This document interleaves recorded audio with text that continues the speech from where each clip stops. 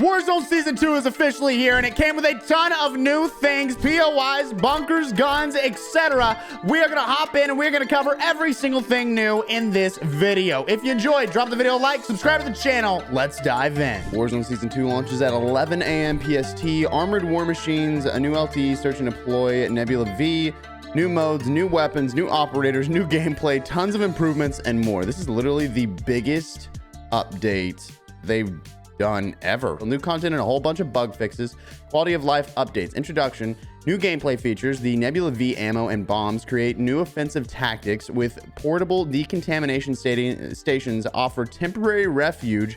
AI threats now occupy Caldera, which means whenever we go to, certain parts of the map, we're going to have to go against bots, literal bots. Offering new opportunities for valuable loots. Alternatively, take to the sky with new redeploy balloons or ...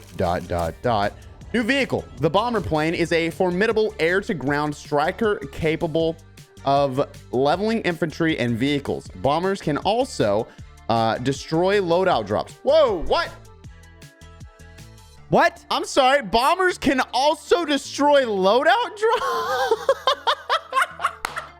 Oh, this is gonna suck, man. I'm so pumped. Which can fundamentally change how operators approach these powerful sources of weapons. New locations. We're gonna have the new chemical factory and underground chemical weapon research labs.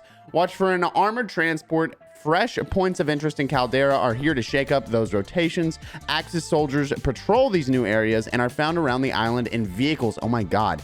And if you defeat them, obviously you get those cool, unique rewards. We do have new modes. We have Caldera Clash at launch. Rebirth Reinforced is going to come in a mid-season update. The massive team fight returns. Rank up those weapons and fight for Caldera outside of traditional modes. Meanwhile, there are rumors of a resurgence at Rebirth Island, but we're not talking about the game mode. Hold up. What? Quality of life updates. Our philosophy for Season 2 is to continue the momentum from Season 1 in addressing quality of life issues that have been affecting second-to-second gameplay in Warzone. We've revisited new and existing feedback alike to tighten up the detail and improve the experience. So the Battle Pass is going to have 2 new weapons, the Yeti's First Operator, and a Drake, ready for vengeance, available as an instant reward with legendary White Mirage skin at tier 100, which we'll go ahead and buy. A bundled up legendary skin free with the Battle Pass bundle. Pick up the Battle Pass bundle to get off, blah, blah, blah. You guys know the deal. 1,300 total COD points. Get 300 free COD points within the Battle Pass system, plus 1,000 more to unlock across the full Battle Pass. Okay, cool. So that's not bad. Search and Deploy is the new limited time event.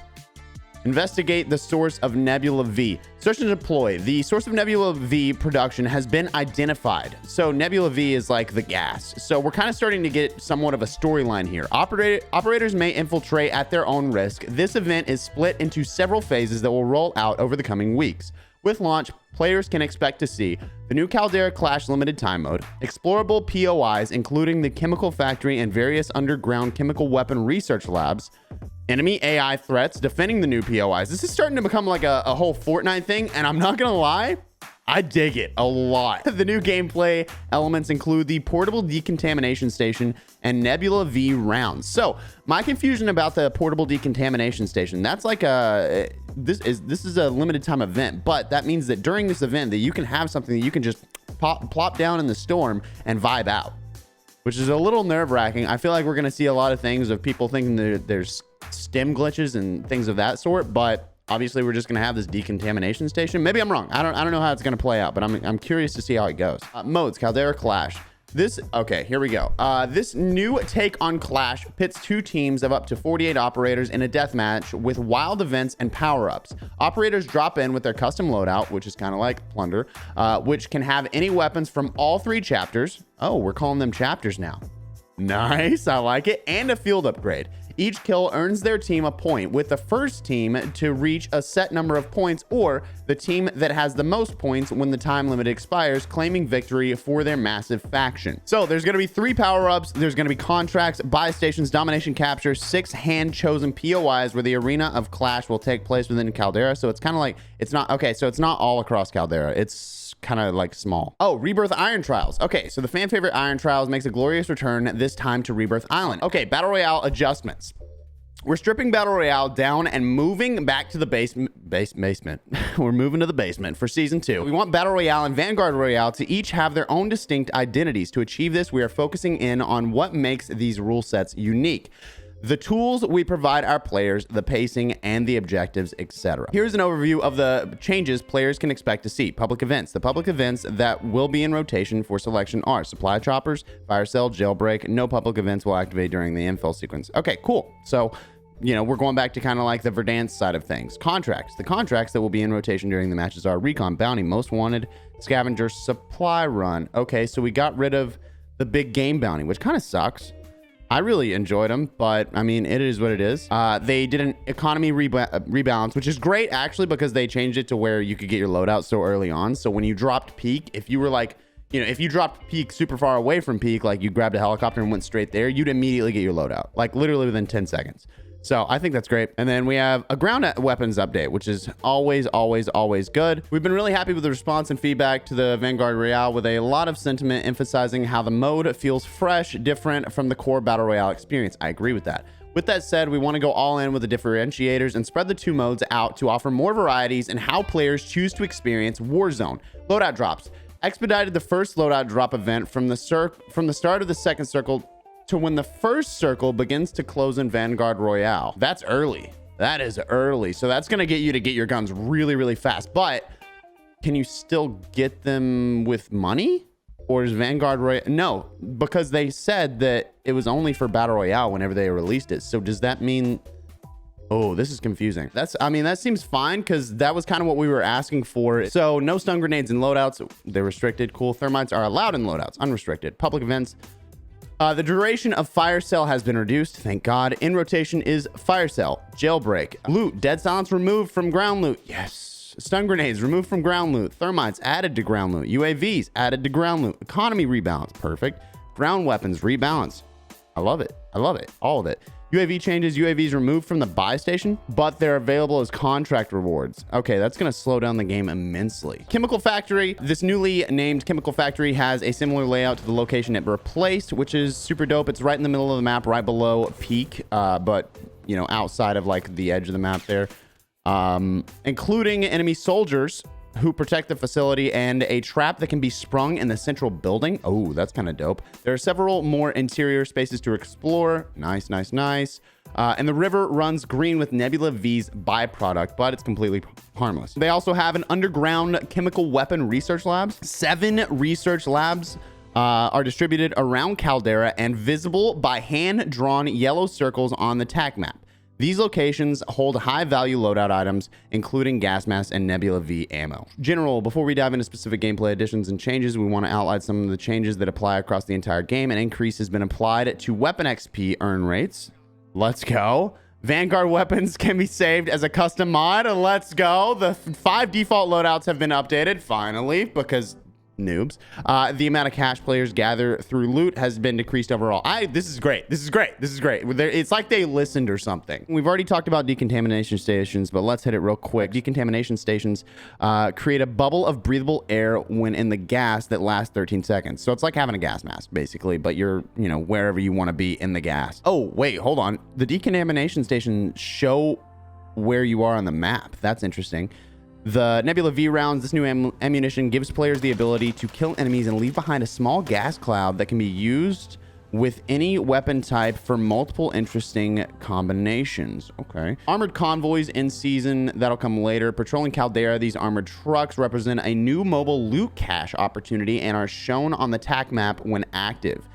Then we have the Nebula V bombs, one of the rarest items in Warzone. This is a locked briefcase full of deadly gas with an explosive charge. This bomb will detonate after a fixed countdown and cannot be disarmed or destroyed. Its initial explosion deals a high amount of damage in a small radius before the gas spreads outward, where it will hurt any operator without a gas mask. The gas lingers for 2 minutes, oh my god, before ultimately dispersing and feeding into the oncoming circle collapse. There's so much that changed, oh my god. Weapons that spawn across Caldera have been adjusted. Ground loot, blah, blah, blah. Dead silence. Oh, Dead Silence is now only in legendary orange loot for Battle Royale, which is great. Update to several modes: Battle Royale, Vanguard Royale, Plunder, Vanguard Plunder. That rebalances the amount of ground loot and caches that spawn, as well as decreasing the size of plunder cache piles across those modes. Interesting. The final circle in Battle Royale modes is now much less likely to end on Caldera's peak. Gameplay adjustments. Aim assist. While stunned on controller, aim assist will now scale properly and will not cause unintended decrease of aim assist strength. Armor plating. Armor plates will now prioritize refilling one full plate of armor before filling partially damaged plates. Let's go. Ascenders. Players can now exit an ascender with the jump button. Was that a grapple? Is that what we're talking about? The gas mask will no longer be auto-equipped when aiming down sights. Thank you. Whilst the gas mask will still deplete an ADS, the animation will no longer interrupt you. Fantastic. Yeah, great. I just don't like that it shouldn't come on while you're trying to shoot altogether, but is what it is. Gasoline canister will no longer detonate when hit by a stun grenade. Ooh, okay. Can now be thrown through glass windows. Jesus. Players are less likely to accidentally pick them up. Fantastic. Kill damage zone is reduced with an addition of fall off damage. Thank you. Gulag. Footsteps of spectators are less audible. Further improvements will be made here into the season. Fantastic.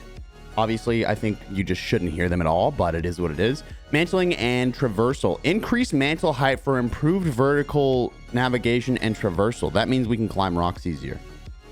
Let's go. Okay, so that's kind of like pre-patch Blackout, I'm imagining. There was a patch halfway through Blackout being out, and they made it to where you can no longer do strafe jumps onto the roofs of buildings. But I imagine this is going to help you with those strafe jumps, which is going to be crazy. That means there's going to be a lot more jump spots, which means I need to cover that in a video. I think that's going to be hype. Various map improvements to aid traversal and player leading. Various improvements to visuals and texture streaming when traversing on consoles. Parachutes are now the same speed going forwards as they are sideways. Ooh, okay. Can now be pulled at a lower vertical height. Thank you. Can now be pulled sooner after exiting the infill plane. Also, thank you, because if you're gonna, mess it up, you may as well fix it in another way. Can now be cut when closer to the ground. There we go. That's what we're talking about here. Vehicle adjustments. This is an important one. Reduced, or in some instances, removed collisions on various world assets to improve ground vehicle traversal. So I'm assuming like those little bushes, you won't run into them anymore. Fighter plane, health has been slightly reduced. Weapon damage has been reduced. Great. Fighter planes are no longer able to auto-target skydiving players. Let's go. No more bullshit world records, baby. Collision has been adjusted to alleviate instant death in some circumstances. Squad transport, improved handling speed and off-road performance. Let's go. Utility truck also improved all of those and helped the ability to climb steeper inclines. Fantastic. Okay, we have new weapons. We have a new Vanguard assault rifle, the KG-M40. It's a workhorse assault rifle, naturally steady and accurate. Perfect. Love that. Kind of looks like the Bren, I'm not gonna lie. Vanguard LMG, heavy long-range machine gun, cumbersome but consistent. Yeah, here's the big things. Fix collision issues with various elements across Caldera, allowing players to exploit peek/shoot through them. Fix various issues related to console texture streaming, which is why everybody was having so many issues, that and frame rate and stuff like that. Fix various issues causing crashes on all platforms. Fantastic. Fixed an issue causing inconsistent voice chat. Whatever, you guys don't have friends anyway. Fix an issue causing corrupted graphics across platforms. Great. Fix an issue causing some operator skins to appear invisible. I thought that was fixed, but I guess we're throwing that in. Fix the timing issue where swapping weapons while looting a gun, swapping between weapons while looting a gun would replace the wrong gun in a player's inventory. And basically what that means is when I drop in, you're holding a pistol. You will grab a gun immediately, switch back to your pistol because you're faster running with your pistol. And then it'll swap out the SMG or whatever you picked up. This fixes that, hopefully. Fix an issue that corrects the orientation of the combat shield when it spawns out of a loot chest. Interesting. Fix an issue causing weapon loot cards to display an incorrect number of attachments for some Vanguard weapons. Great. Fix multiple issues where it would show social contacts playing the wrong title. Okay. Fix an issue where invert mouse, look for keyboard and mouse on console did not work. Interesting. Fixed an issue where dynamic resolution frame rate target was not displaying the appropriate value. And then a bunch of weapons got affected in this. If you want to see that, I would recommend looking at a J-Gods content because I don't know what any of this means. It just means the guns got better and worse. And that is every single thing new in Warzone Season 2. Let me know what you think with a comment down below. I hope you have a great day.